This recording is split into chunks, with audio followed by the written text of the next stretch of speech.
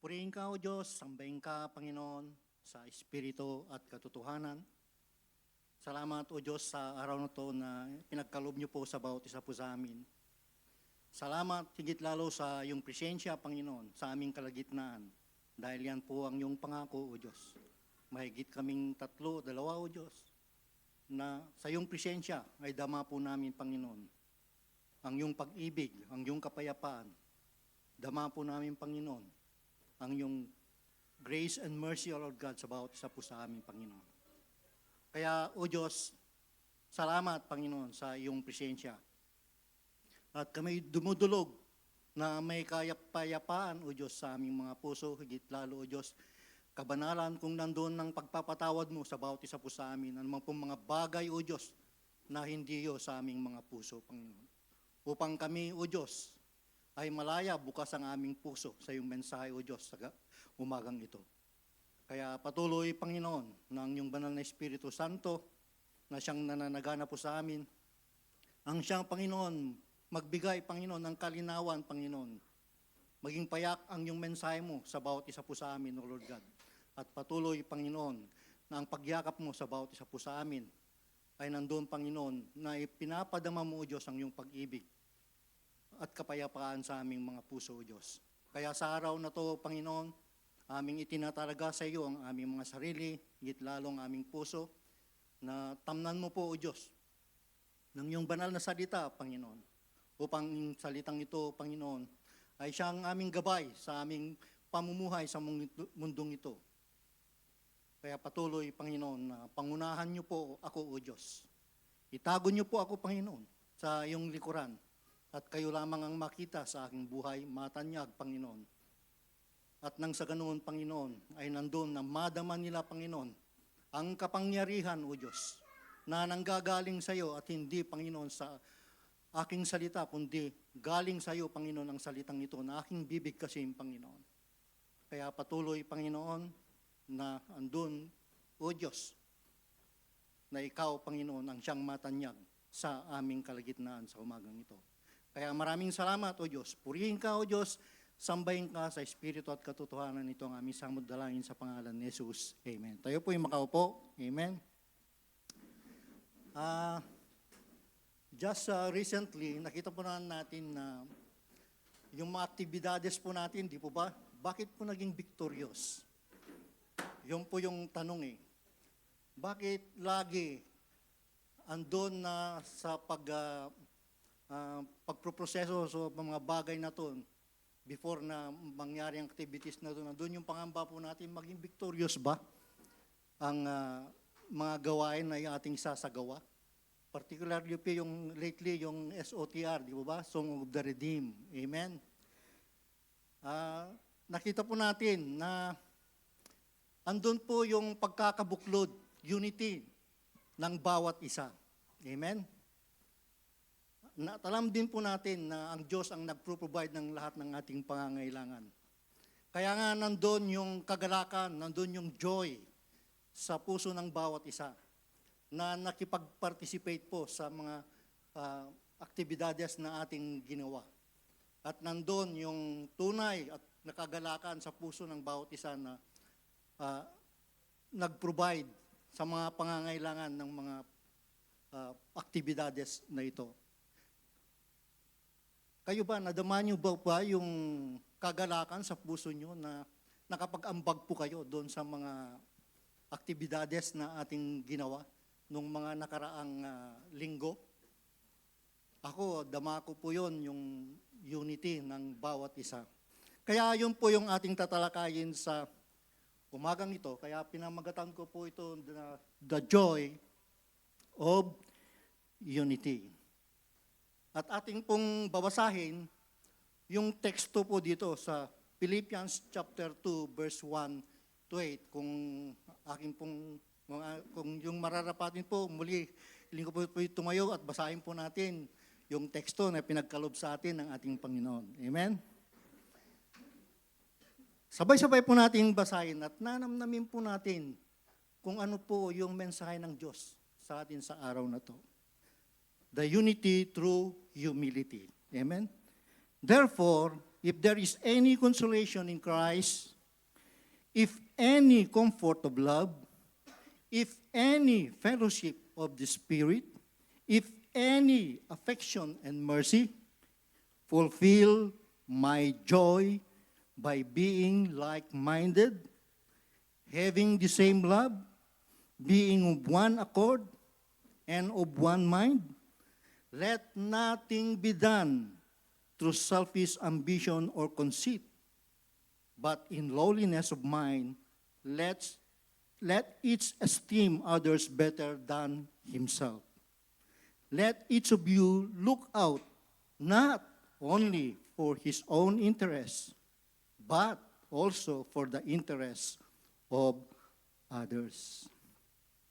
So let this mind be in you, which also in Christ Jesus, who, being in the form of God, did not consider it robbery to be equal with God, but made himself of no reputation, taking the form of a bondservant, and coming in the likeness of men, and being found in appearance as a man, he humbled himself and became obedient to the point of death, even the death of the cross. At bago po tayo umupo, as yung pong i-recite po yung vision po ng Redeeming Grace Gate Community Church. Amen. Redeeming Grace Gate Community Church is a Christ-like community where everyone is a minister of God's Word, providing a divinely comforting home with passionate worshiping members, equipped and committed leaders, and with abundant resources, reaching out people in the Philippines, in Qatar, and the rest of the world. So tayo po'y makaupo. Alam niyo po ba yung unity? It's a form of attitude. Amen? At yung joy din, attitude din po yon. Kaya napaka-importante po, that attitude is very important sa ating buhay. Napaka-importante yung attitude po natin. Amen? In fact, tandaan po natin, in fact, it is more important than our actions. This is more important than our action.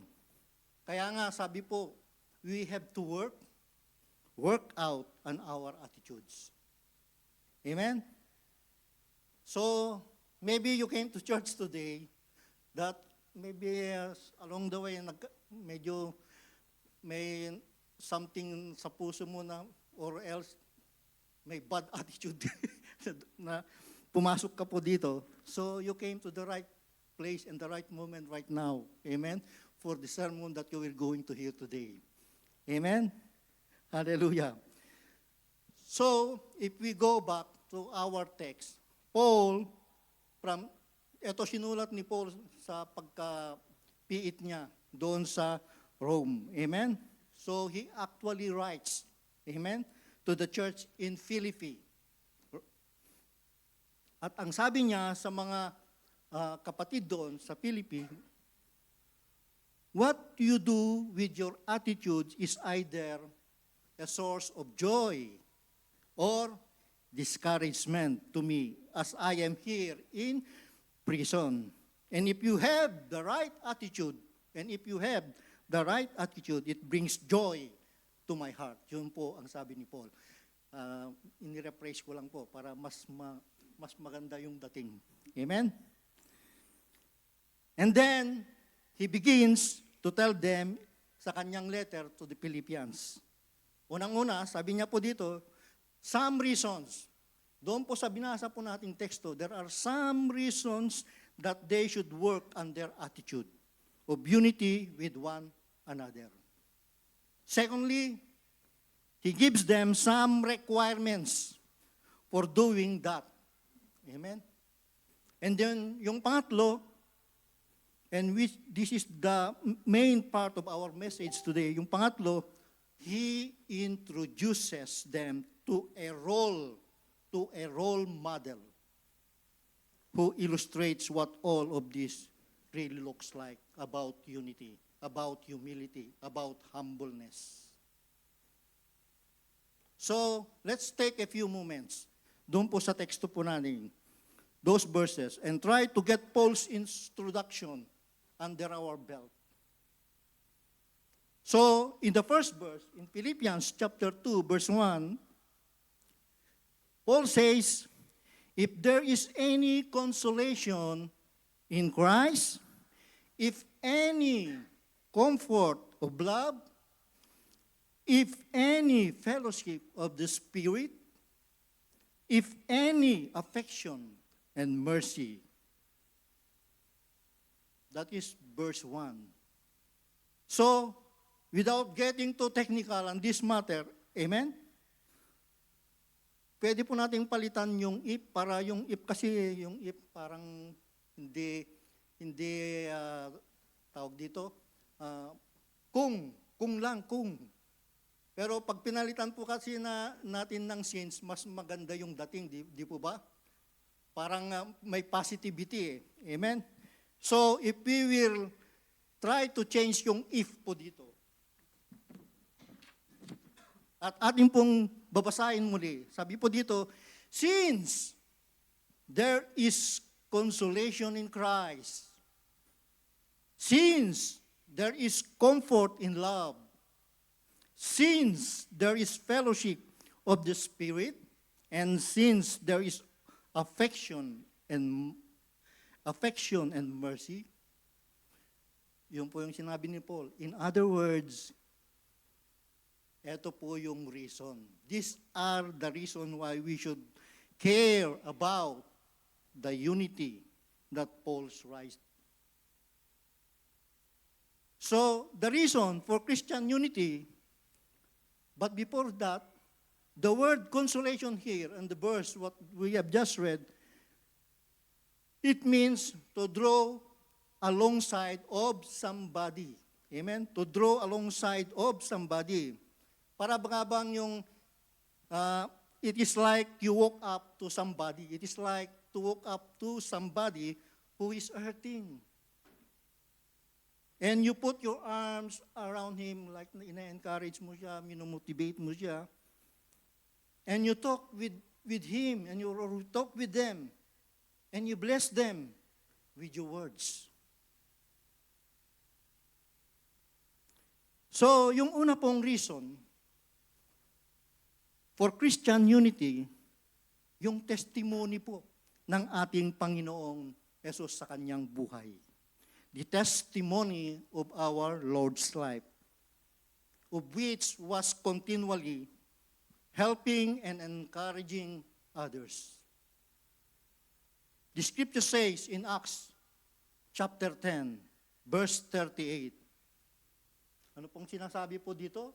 How God anointed Jesus of Nazareth with the Holy Spirit and with power, who went about doing good and healing all who were oppressed by the devil, for God was with him.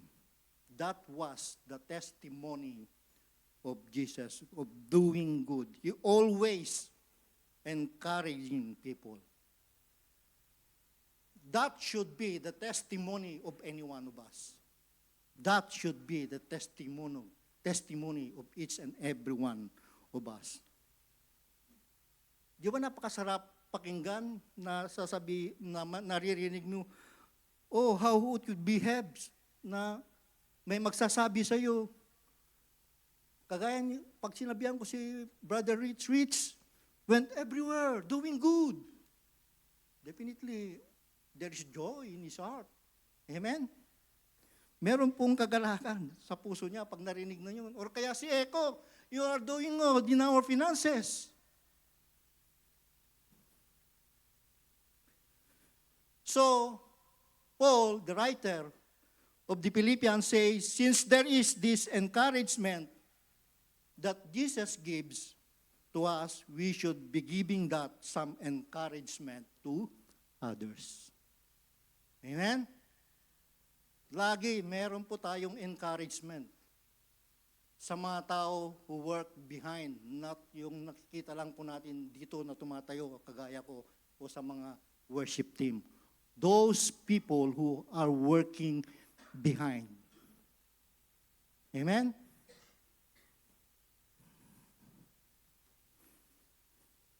Went everywhere doing good, and that is the testimony of our Lord Jesus Christ.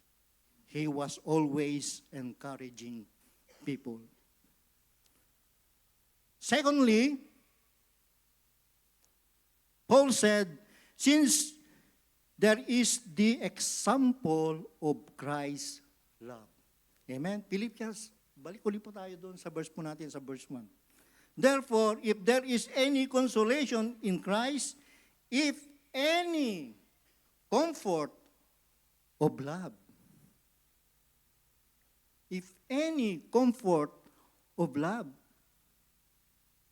the love na minention po dito, first of all, it is God's love for us.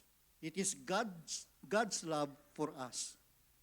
Hindi lang yun, but it is also the love that we receive. It is the love that we receive from God. Amen? That is shed, talagang ibinuhos po. Talagang inilagay po sa puso natin at binuhos pa sa ating puso. Hindi lang po sa atin, kundi sa iba. And towards others. So the best way to describe this is when God loves you, He set up in your life a reservoir. Alam niyo po yung reservoir? Imbakan. Biro mo, imbakan yung pag-ibig niya of His love towards you. At alam niyo ba, yung reservoir niyan, yung binigay na imbakan sa iyo ng Diyos, ng kanyang pag-ibig sa iyo, that is where it draws up to love others. Amen? So God given you His love, deep into His love, and love others with the love He provides. Amen? So hindi lang po natin sinusolo yung natanggap po natin, yung pag-iimbag na pag-ibig ng Diyos sa atin, kundi dapat din ay i-share o di kaya i-imbag din po natin sa iba. Amen?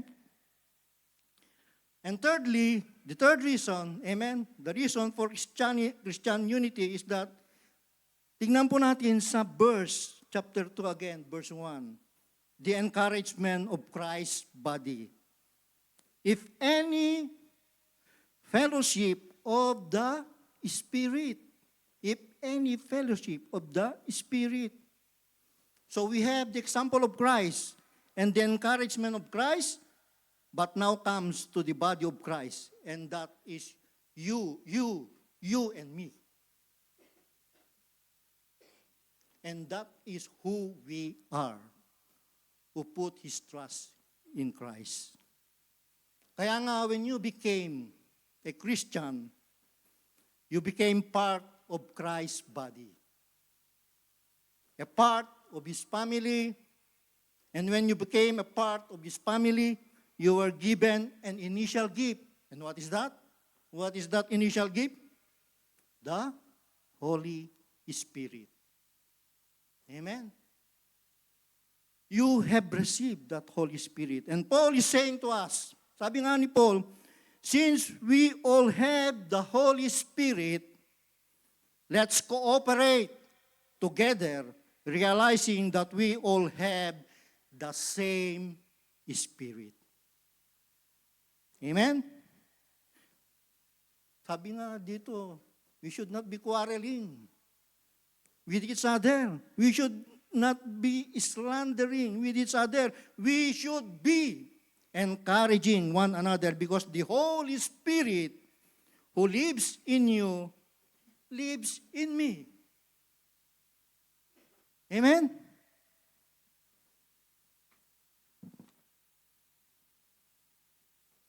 You see, I may not look like you. talagang hindi naman tayo magkakabuka, di ba? And talk like you. Di man po pare-parehas na yung sinasabi po natin. Or act like you. Pero tandaan po natin, I got the same spirit you have, and that is what binds us together. That is what binds us together. Amen? And then finally, doon po sa reason of Christian unity, hindi po tayo nagtatapos na. Ang aga naman ni Pastor. Finally na eh. Hindi pa po. First part pa lang po yun. Amen? And finally, he says, the expression of Christ's compassion, in that verse again, any affection and mercy. So Paul says, because God has had affection and mercy for you, and so the Bible tells us that when Christ loves us, He loves us with everything that was within Him, with His great affection and with His great mercy. Amen? Did you know, mga kapatid, na yung grace is what God gives us that we don't deserve? At ang yung mercy is what God withholds from us that we do deserve. We must be thankful for both. Amen? We must be thankful for both. Di po ba? Amen po ba? Amen. So we come to the second part of our verse, okay? Then he gives some requirements. Kanina reason, ngayon requirements about unity. The requirements of Christian unity. Paul says there are three things as we will discuss with these verses. You got to have, when it comes going to have in unity. Yung una po, the first of all, sabi po dito, the difference here that needs to be explained. Dapat may explain po natin to ng maigi. So how many of you knows the difference between, next slide po, uniformity, unanimity, and unity? What is the difference? Yung tatlong yan. Yung uniformity, sabi po diyan, is looking the same. Amen? Yung unanimity is speaking the same. Pero yung unity, believing the same. Kaya nga, some people think unity is the body of Christ in uniformity. Magkakaparehas daw? No, cannot be. So they all dress up. Amen? Dress up alike, but I want to tell you, unity is not uniformity. Amen? It is not uniformity. Unity is not everybody looking the same.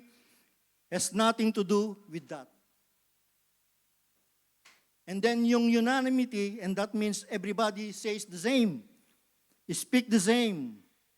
Napakaboring naman po yun kung ganun, di po ba?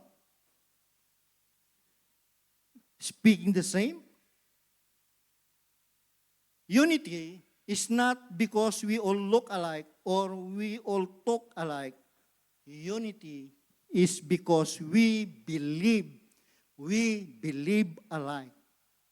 So that's why to have unity, you have to have core doctrines that you are committed to.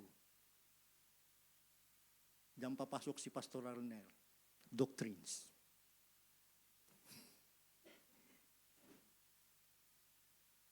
So, our unity is based on the fact that we believe in creation. Amen. We believe that Jesus died on the cross. And the 3 days later, He came out of the tomb victorious over death. We believe that He offers salvation to anyone who will come and ask for it. We believe that when we get saved, we got the Holy Spirit. We believe that the Bible is the authoritative, tama po ba? Authoritative Word of God. We believe that one day, Jesus Christ is coming back to take us to heaven, those who put their trust in Him. We believe all this stuff. Amen? Yung statement of faith po natin, nabasa nyo na ba? Amen? We believe it together and we are one in Christ because of what we believe. Maaring we might have differences in some little issues that we think about. Amen? But our core fundamental doctrines are the same. Amen? So you believe what you believe, but we have one source. And what is that source? The Bible. It is the Bible. And that's why we don't stray. Hindi po tayo nalilihis po. Hindi po tayo maliligaw kung ang gabay po natin ay ang salita ng Diyos, ang Bible. Because it's very important. It is really very important that we continue to be reminded that our unity in Christ is based upon what we believe. Amen? And now Paul goes on to say that the building blocks of this unity, may tatlo po dito na sinabi ni Paul. Amen? First of all, harmony. Amen? Philippians chapter 2, verse 2. Fulfill my joy, sabi ni Paul. By what? By being like-minded, having the same love, being of one accord and one mind.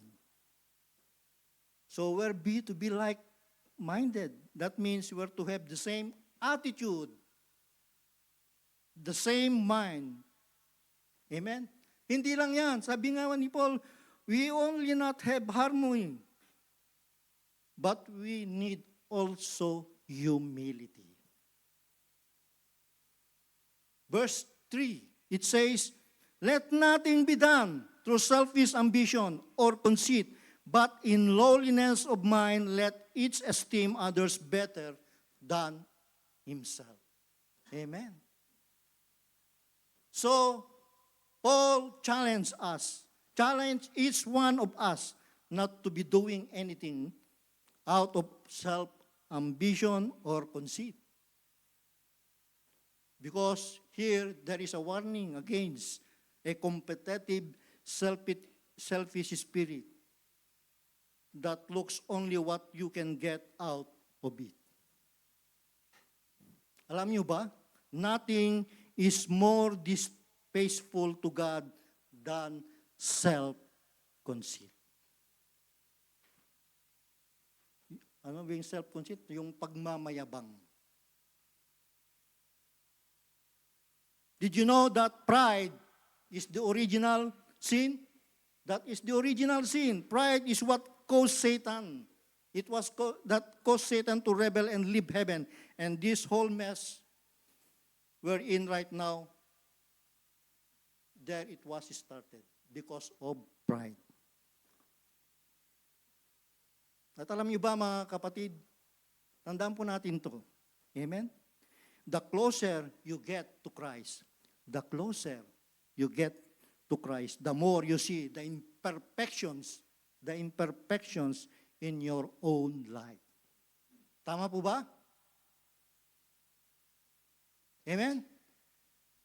Kami yung tumatanda, nakikita ko talagang kung napapalapit po tayo sa Diyos, nakikita po natin yung imperfection po natin. Yung pagkamagalitin, yung mga bagay na, kikita ko rin, nandiyan pa rin kasi pag naglalakbay patungo sa sa trabaho, amen, may kakat sa harap mo, Ganun. So, nakikita po natin, pero nababawas-bawasan na. Mayang mo na yan. Parang ganun. Kasi once you dip yourself closer to Christ, you can see the imperfection in your life. Amen? So, be closer to God. Be closer to Christ. Amen? So, where were we now? So, kaya nga, when we walk with the Lord, you grow in knowledge. Di po ba? When we walk with the Lord, we grow in knowledge. Hindi lang yan, we grow in understanding as well. Amen? Hindi lang din po yan, we grow in our self-awareness. Because that is just the way it is. That's how the body of Christ works. Amen? So, we got this harmony, and we got this humility, and now, eto, you got to have helpfulness. You got to have helpfulness. What it says in verse 4, in our text, let each of you look out not only for his own interest, but also for the interest of others. So ano pong sinasabi po dito? If we will going to rephrase it, don't look out of your own stuff. Look out for other people. And you know, the real score of unity in Christianity is not just doing the best we can to ourselves. Hindi yung pansarili, but getting out of our proud self and looking around. We have to look around, amen, to find ways we can help others. Amen? And you know what will going to happen if we do that? While us helping others and the help that others they're doing for others, it also touches you. It also touches us. It also touches you and me. Amen?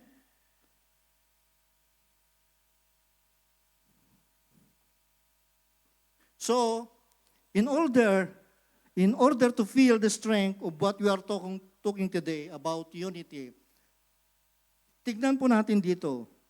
Paul gives 6 steps. Tignan po natin yung role model. Sino ba yung role model sa unity? Amen? Sino sa palagay nyo?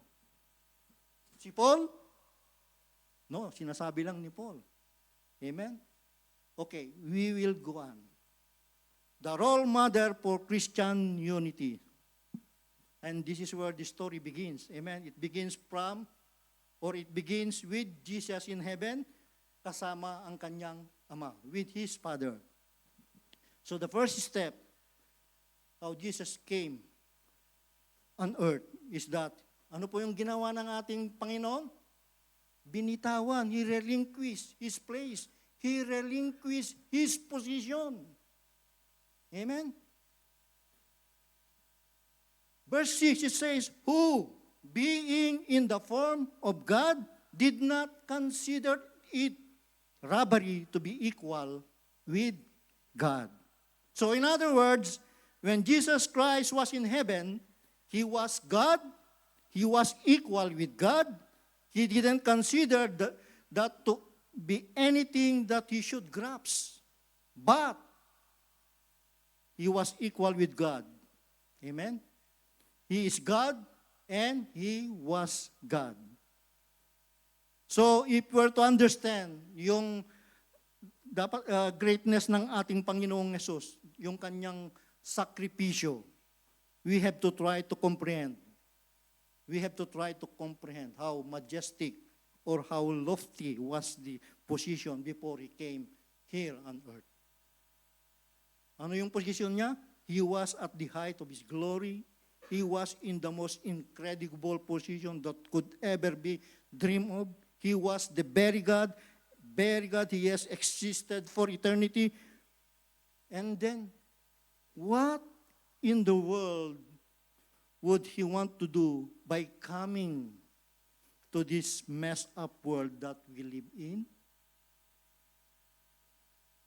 But the Bible says He took His first step. Amen. And the first step was away from His place, away from His position, relinquish His place or to relinquish His position. Amen. Number 2, the role model for Christianity. Ang ginawa ng ating Panginoon, anong ginawa ng ating Panginoon? Yung second step niya, He refused His prerogative.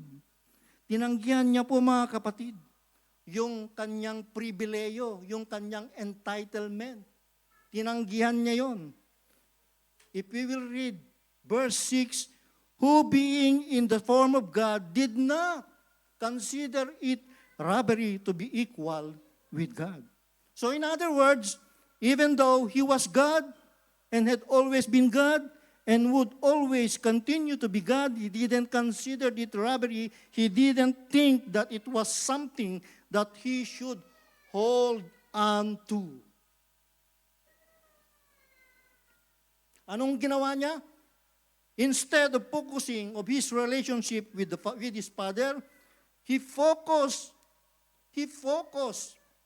on the need that all of us have for the problem of sin to be resolved.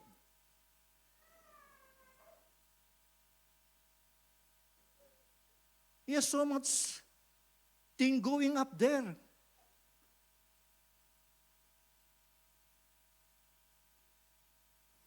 But why He would leave of that? He left His place, okay? He left His prerogative. And now, yung pangatlo, He renounced His privilege. Kanina, tinanggihan niya. Ngayon, tinalikuran na niya yung kanyang pribilehiyo. Amen? Tinalikuran na niya. In verse 7 it says, He made Himself, what? No reputation. He made Himself no reputation.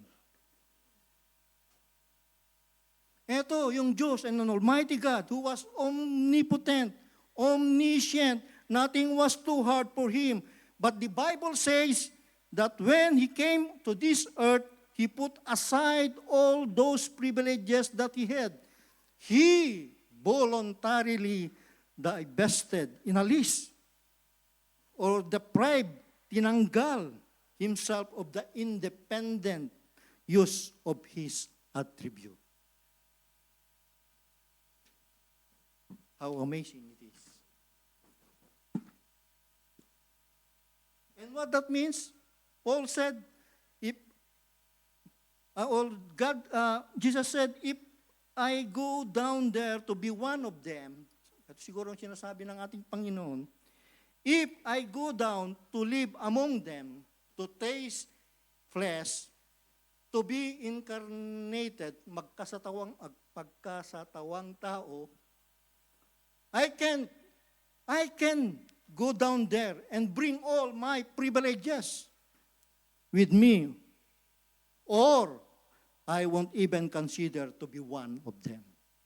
Tama po, di po ba? Paano niya mararamdaman tayo kung dala-dala niya yung mga pribilehiyong yan? Kaya nga nagkasatawang tao para madama na niya tayo. Amen? Kaya nga sabi po ng Biblia, when He left His throne, He left heaven. He left the independent use of His attribute.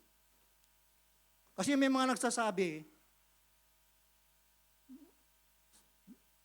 that means po ba, Pastor, when He came down here, He became less God than He was before? Kasi tinanggal niya yung karapatan niya eh. Napakasili naman yun, question, di po ba? How silly is that? Alam niyo po, you cannot diminish deity. Amen? You cannot diminish deity. You're either God or you're not. As soon as you diminish deity, it's not deity anymore. So, He didn't came less God. He didn't just give away some of it. And here's what we notice what happened when He became one of us. Ano yung manonotice po natin? He voluntarily decided to live like we live. Amen? In the crucifixion narrative, we are told that if He wanted, He could have called 10,000 angels to rescue Him. Maaari niyang gawin po yun. Yung naranasan niya, the brutality that He experienced. Ginawa ba niya yon? Hindi. Di po ba? Hindi niya ginawa yon. So, now, nakukuha niyo na po yung istorya ng ating Panginoon. He left His Father, He left His heaven, He left His privilege, He left His prerogatives. Here's one that you don't ever think about. Amen? He restricted His presence. Pinagkigpitan niya yung kanyang presensya. Amen? I cannot imagine what it was like for the Lord Jesus. Amen? Before His incarnation, yung pagkasatawang tao niya, yung pagkatawang tao niya, except that as a true God, He was an omnipresent God. Amen? Do you know what omnipresent means? Always presence everywhere. He was omniscient. He knew everything, both possible and actual. He was omnipotent. He could do anything because He's a powerful God. He wanted. He can do anything that He wanted. Amen? But the scripture says He came to the earth and He restricted His presence. Biruin mo, from the glories of heaven and the unbounding riches of omnipresence, He came to this earth to save us for our sin. He did that for you. He did that for me. Amen? Nasaan na ba tayo? Pang-apat na ba? Pangatlo pa lang. Pang-apat. And the Bible says, He realized His purpose. Alam niya, natapagtatanto niya ang kanyang layunin. And what was His purpose? Of any person who ever walked on this earth, there never was a clearer purpose. There was never a clearer purpose for the birth of an individual than that was for Jesus. He was born to die. That was His purpose. Jesus Christ came down from the glories of heaven, born through a woman, born into humanity, and His real purpose was simply to die. Without His death, we do not have hope.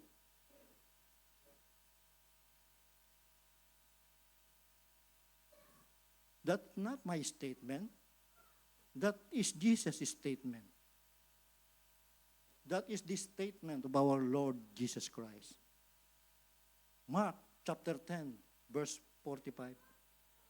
I didn't come here to be served, but to serve and to give my life a ransom for many. So He left heaven. He left His Father. He left His privileges. He has restricted His presence and actually came to do what He did. He humbled Himself unto death, and the Bible says in Philippians chapter 2, verse 8, even the death of the cross. Alam niyo ba mga kapatid, yung death on the cross or crucifixion was a non-Roman. Para lang po doon sa mga death, crucifixional death is for non-Romans and yung mga criminals during that time. It was a very brutal death that people died. Dapat mamatay ka lang minsan pero bago ka patayin nila, pahihirapan ka pa 100 times. Nakita niyo naman po sa mga movies, di ba kung paano kabrutal? Amen? And that's the death. Jesus died for you and for me. Just imagine that, yung sakripisyo niya. Pero, hindi nagtatapos doon. Amen? That is not the end of the story. He received his promotion. Amen? He received his promotion. After his death, he was put into a tomb, and 3 days later, he came out that grave victoriously over death. And a few days after that, he was ascended to heaven. And then listen to this word in Philippians chapter 2, verse 9 and 11. Hindi ko lang nilagay sa teksto po natin, dapat pala kasama ito eh. Therefore, God has highly exalted him and given him the name which is above every name, that at the name of Jesus, every knee should bow, of those in heaven and those of earth, and those under the earth, and that every tongue should confess that Jesus Christ is Lord, to the glory of God the Father. What a round trip of our Lord Jesus Christ. He ended up back where he started, but not until he's taken the long journey and suffered for you and me. Amen? So in conclusion, let me just put this in context. In conclusion, Paul writes to the Philippians. So si Paul, he writes to the Philippians about unity and humility. Diba? Unity and humbleness, humility. And he used Jesus as his illustration. So after he gets down, giving all the instruction about being one-minded, as it read in Philippians chapter 5, let this mind be in you, which was also in Christ Jesus. And then after, he tells the whole story that we just learned today. Amen? Ang sabi ni Paul, if you want to know how to make unity and humility works, there's a place, merong kang lugar na pupuntahan where you could go to get your answer about unity and humility. Just watch what Jesus. So Jesus lang pala. So just what Jesus did, and let this mind be in you, which is also in Him. So ano yung kaisipan ng ating Panginoon, dapat yun din. The mind of Jesus should be also our mind. Amen? So in other words, have the same attitude. Have the same attitude yourself as you see Jesus had. Amen? And what does that mean? There can never be anything, tandaan po natin, when we are serving in unity. Ito po, there can never be anything beneath the dignity of a truly humble Christian if it is for the cause of Christ and the reality of salvation.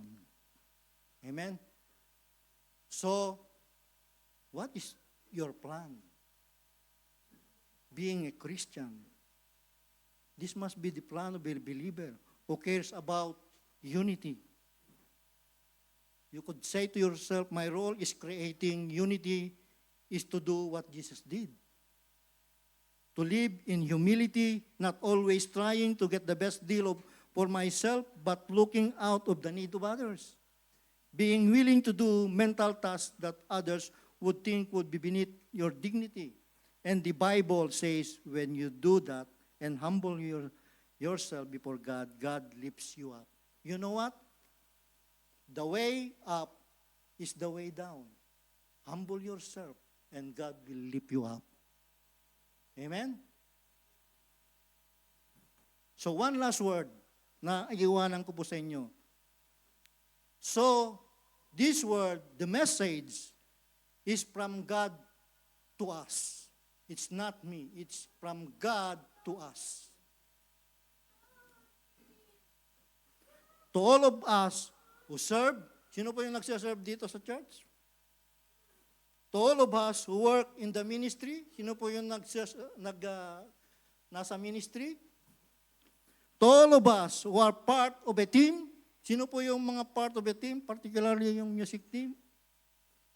Who work in some groups, SD groups. To all of us, lahat tayo. But it's also to all of us individually. Amen? Praise the Lord. So, can we stand up? We will close in prayer.